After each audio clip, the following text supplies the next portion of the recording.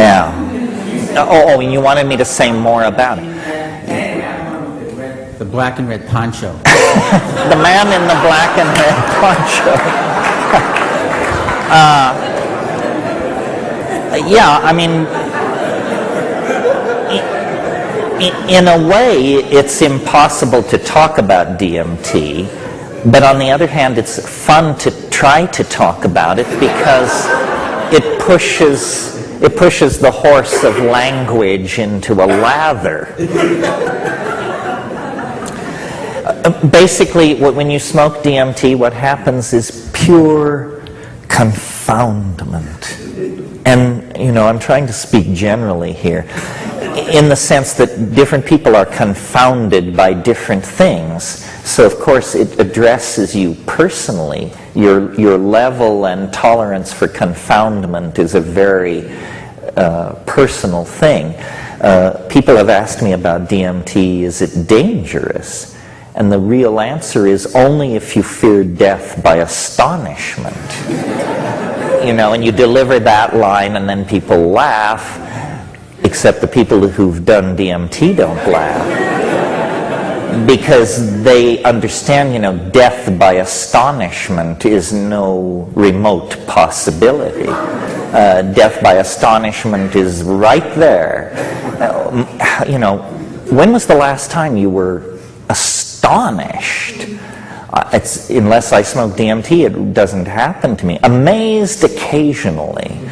Astonished, never. Astonishment is when your jaw hangs for a long time. And DMT is simply confounding. Now, how could something be that confounding? I mean, you can imagine taking a drug and realizing that you should treat your partner better, or realizing that God really exists, or realizing that you should exercise more, or realizing that the planet is an organized intelligence. But how could something be as confounding as DMT is? Well, I think the answer to that, and it took me a while to get to this, is that the reason it's so confounding is because its impact is on the language forming capacity itself.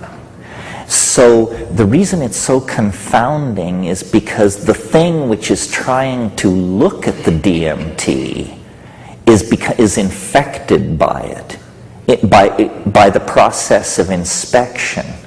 So DMT does not provide an experience which you analyze.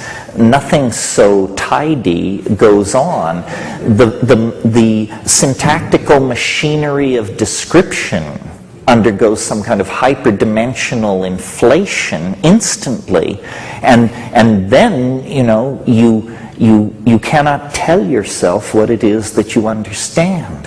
In other words, what DMT does can't be downloaded into as low-dimensional a language as English. And so you're like, I remember a B movie I saw when I was a kid, and it was set somewhere in Mexico, and there was a big swamp, and there was a dinosaur in the swamp, and at one point this campesino who encounters the dinosaur comes rushing out of the swamp, and the patron of the ranch is there, and this terrified guy is there in the serape, and he can only point to the forest and sort of make a croaking sound, and that's what English allows you to do with the experience of DMT. You just come down a sputtering mess. If it works, you just come down saying, my God, it's not what I thought it was. This is after you've done it 20 times. It's not what I thought it was. It's not what I can think it is. It's something, and to me, it's a miracle, because my intellectual arrow and how I brought myself up in terms of all these things was, I am a rationalist. And I am interested in testing and verifying and proceeding to define truth by non-exotic means. In other words, no archangels, none of that. And as I matured intellectually, I began to eliminate mystery from the world. I'd look into some spiritual discipline, conclude, no, that's a bunch of crap. I'd go to some teacher, conclude, no, this guy is a weasel. I sought the weird, but with an attitude of critical skepticism. And I assumed blithely that with this flashlight I would soon prove there were no elves out there in the darkness. Turns out, no. This is the way to proceed. Because stuff which is malarkey will be exposed as malarkey instantly. You just go to the guru and say, what can you show me? And if the guy wants you to sweep up around the ashram for a dozen years or so, you say, no, I'm out of here. But when you get to DMT, it delivers. It delivers. It is as strange as anything can be.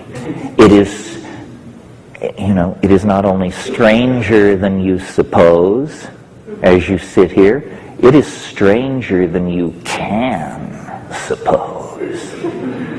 And what makes me wild about this is we're not talking about something that you have to go 500 miles up a jungle river and live with primitive people and study techniques for 30 years and control. We're talking about something which, if I had a pipe loaded with it in my hand, each one of you would be 30 seconds away from what I'm talking about.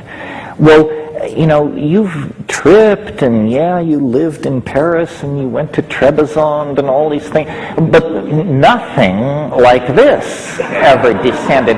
But it's so near.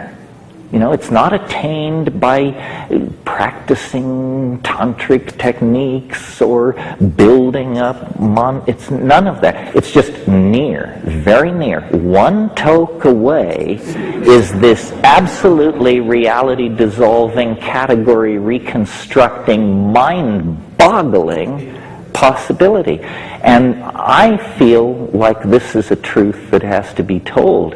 I'm like the campesino running out of the swamp and saying, over here, the orange thing, do that. All right, that's enough about DMT. You got to take hold here. Thank you very, very much. Thank you.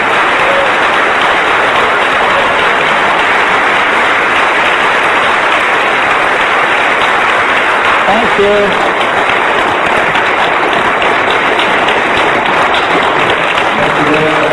Thank you.